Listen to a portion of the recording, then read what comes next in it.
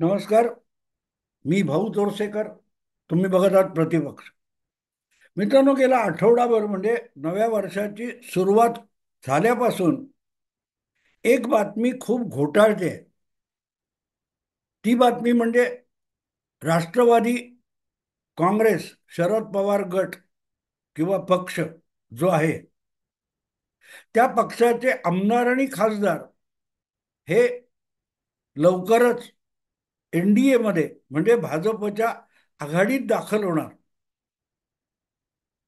ही बातमी 2024 संपता संपता सुरू झाली आणि 2025चा आरंभ होता होता अधिकच चघळली जाते.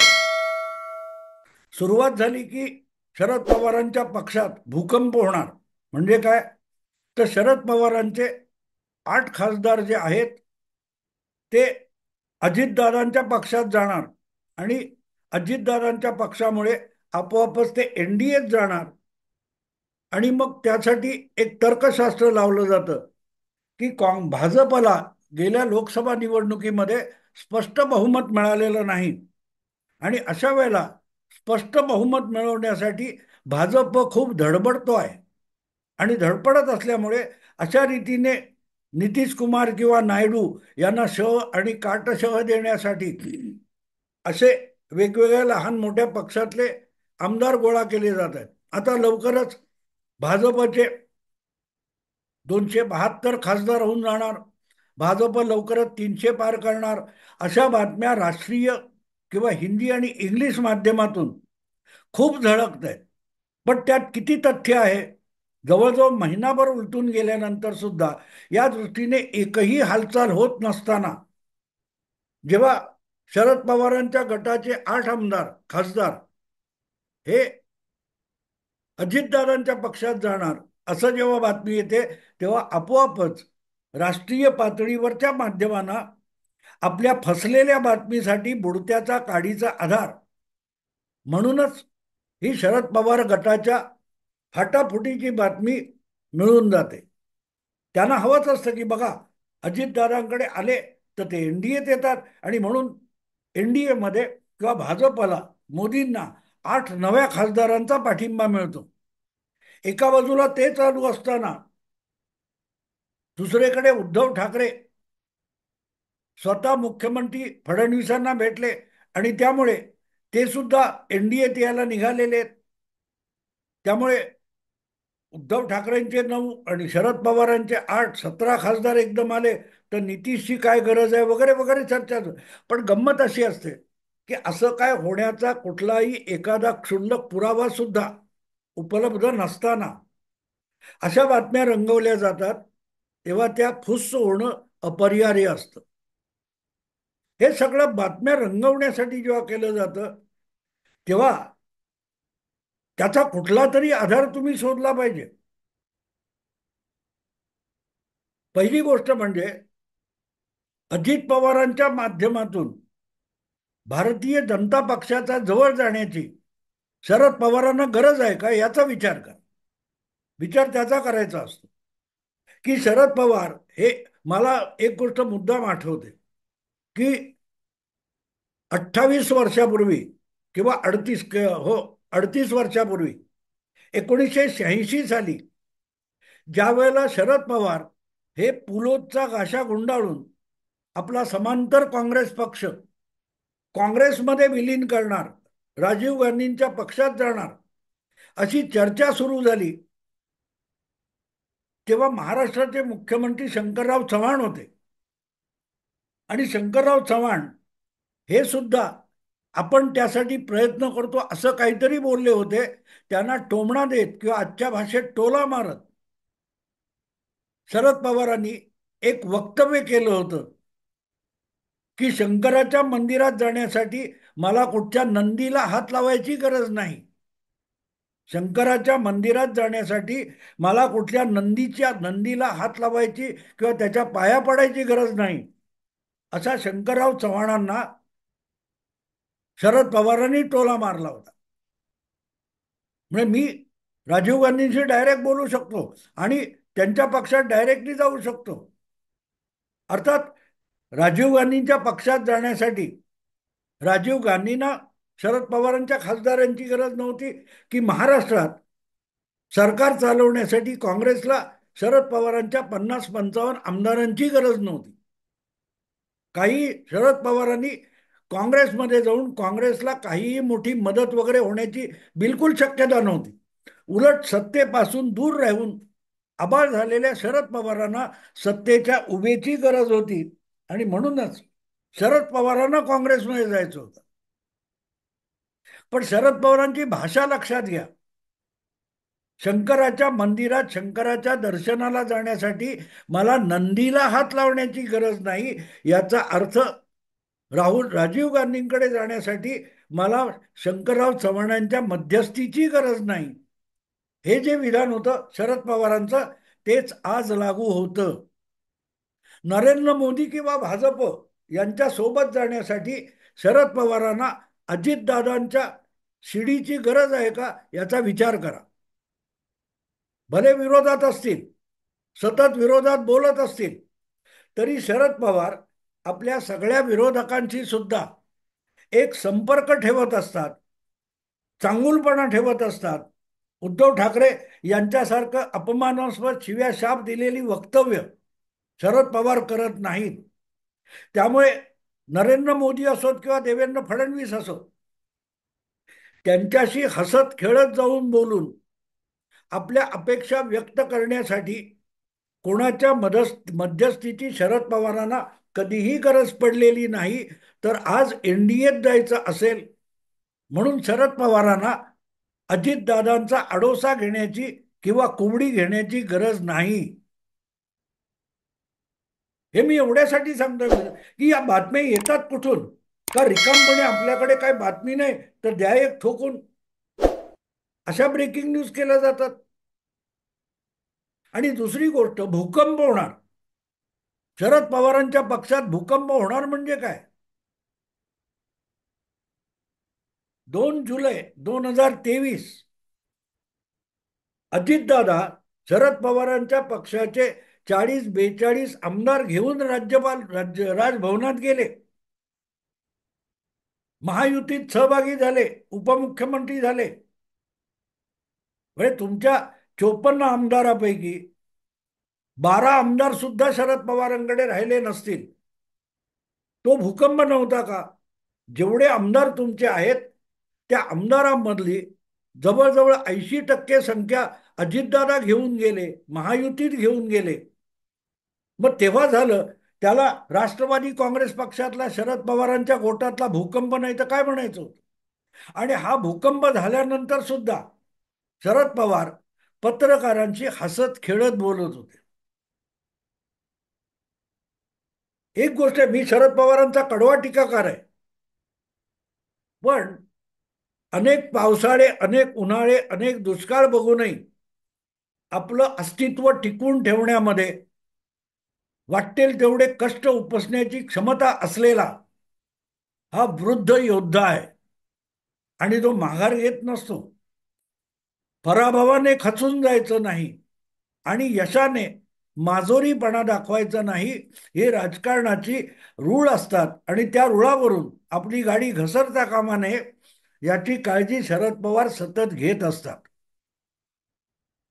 आणि म्हणून असले भूकंप शरद पवारांनी किती पचवलेत हे आजच्या पत्रकारांना माहिती सुद्धा नसावेत. अन्यथा शरद पवारांच्या पक्षामध्ये भूकंप असल्या बातम्या देण्याचा आगाऊपणा झाला नसता. शरद पवारांच्या पक्षामध्ये 15 आमदार असले तरीही अधिक 40 धरून 55 होतात हे विसरायचं नाही. कारण शरद पवार एकटे म्हणजेच 30-40 आमदार असतात हे विसरू नका. 30-40 आमदार आपल्या पाठीशी आहेत म्हणून ज्या गोष्टी अजितदादा करू शकत नाहीत त्या 15 आमदार, 12 आमदार, 10 आमदार पाठीशी असताना शरद पवार करू शकतात. हे त्यांचा टीकाकार असून सुद्धा मी अगत्याने सांगेन. कारण शरद पवार हा मुरलेला मुरब्बी राजकारणी आहे. त्यांचे अनेक डाव फसत असतील, अनेक डाव यशस्वी होत असतील, पण फसलेल्या डावामुळे खच्ची न होणं आणि यशस्वी डाव झाले म्हणून उतावळेपणा न करणं एवढा राजकीय शहाणपणा शरद पवारांकडे आहे. म्हणूनच कोण आमदार आले, कोण आमदार गेले, कोण आमदार जाणार, कोण आमदार येणार, यामुळे शरद पवार मोठे होत नसतात किंवा खच्ची होत नसतात. ही पहिली गोष्ट लक्षात ठेवायची. मग त्यांच्यावर टीका करा, त्यांचं कौतुक करा, जे करायचं ते करा. पण जे पवार आहेत आणि जसे पवार आहेत ते स्वीकारूनच तुम्हाला त्यांचं आकलन करावं लागतं आणि विश्लेषण करावं लागतं. मुद्दा असा आहे की आज नरेंद्र मोदींना पवारांच्या 8 खासदारांची गरज आहे का, याचा पहिला विचार करा. हा अशा उडत उडत बातम्या, नितीश कुमार जाणार, नितीश कुमार गेले, नितीश कुमारांनी राजीनामा दिला, या बातम्या येतात. दुसरीकडे नायडू, चंद्राबाबू नायडू यांच्याविषयी वदंता येत असतात. पण तेवढ्यामुळे नरेंद्र मोदींचं सरकार पडणार आहे का, पडण्याची भीती आहे का, आणि सरकार पडण्याची भीती नरेंद्र मोदींना सतावते का? जो माणूस आंतरराष्ट्रीय राजकारणामध्ये आज धुमाकूळ घालतोय,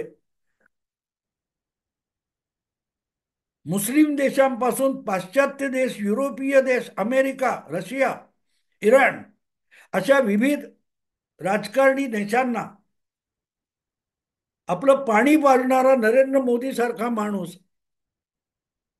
हा भारताच्या अंतर्गत राजकारणामध्ये आपलं सरकार टिकवावं म्हणून ह्याच्या मागे धाव, त्याच्या मागे धाव असं करायला देवेगौडा नाहीये.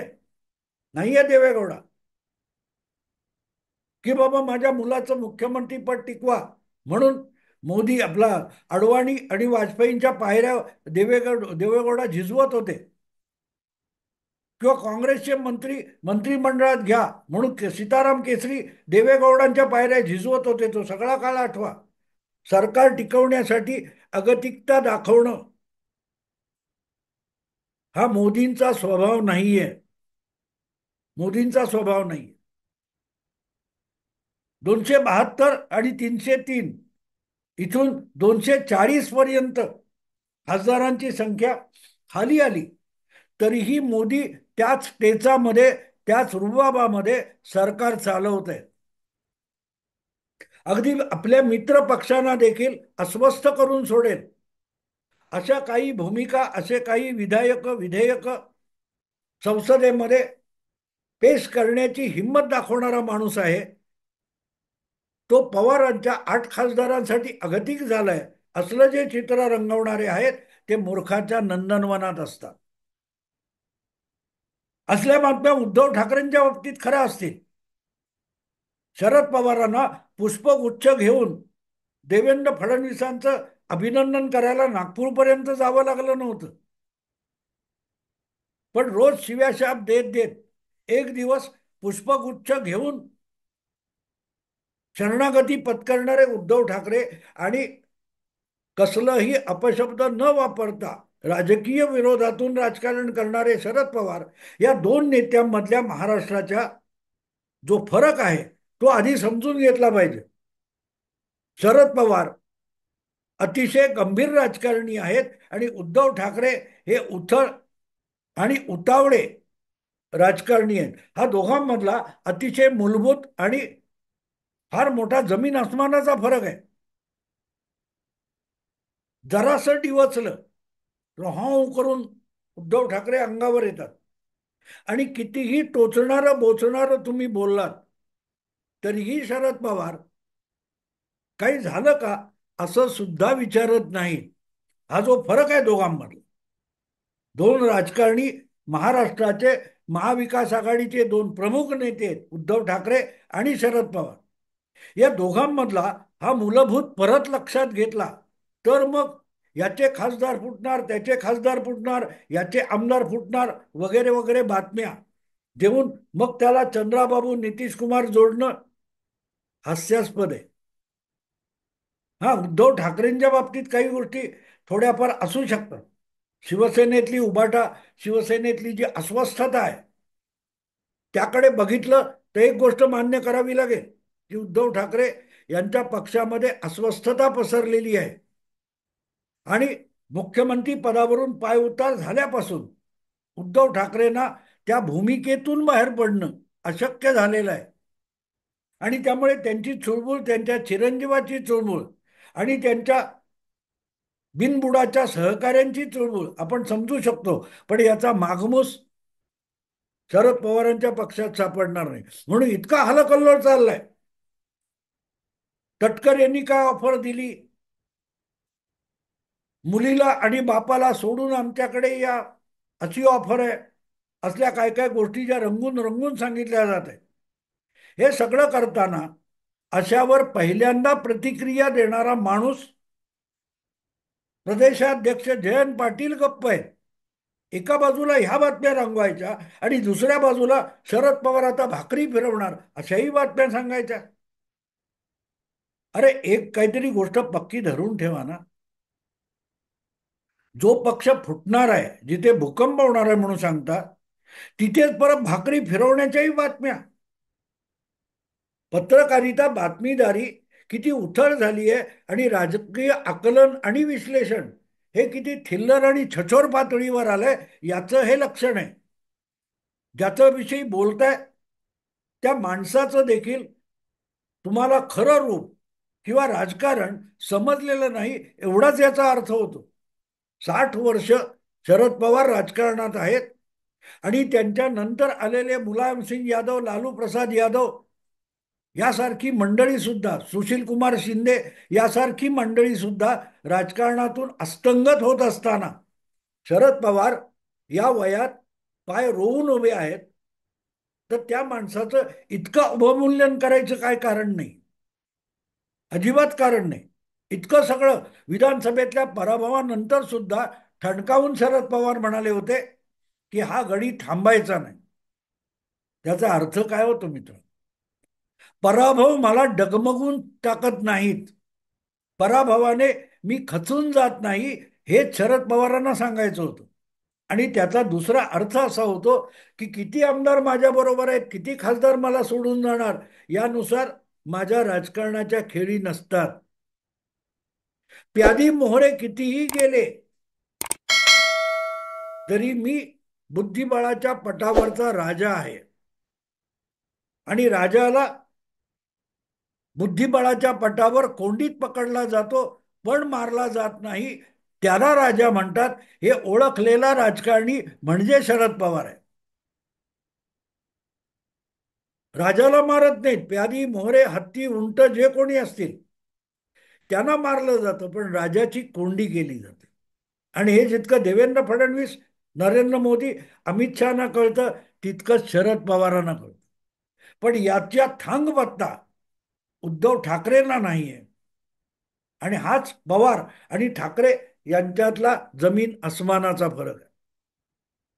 तो समजून घेतला तर मग राष्ट्रवादीत पुन्हा भूकंप असल्या खुळचट बातम्या दिल्या जाणार नाहीत किंवा मग भाकरी फिरवण्याच्याही गाव गप्पा केल्या जाणार नाही. शरद पवार टीका करा, कौतुक करा, पण शरद पवार समजून घ्या. कारण शरद पवार हा राजकारण अभ्यासण्याच्या आणि शिकण्याच्या पाठ्यपुस्तकातला एक धडा आहे. तो धडा शिकणार नसाल तर तुम्हाला राजकीय विश्लेषक होता येणार नाही. असो मित्रांनो, आता इथेच थांबतो. आवडलं लाईक करा, शेअर करा आणि प्रतिपक्षाला सबस्क्राईब करा. नमस्कार.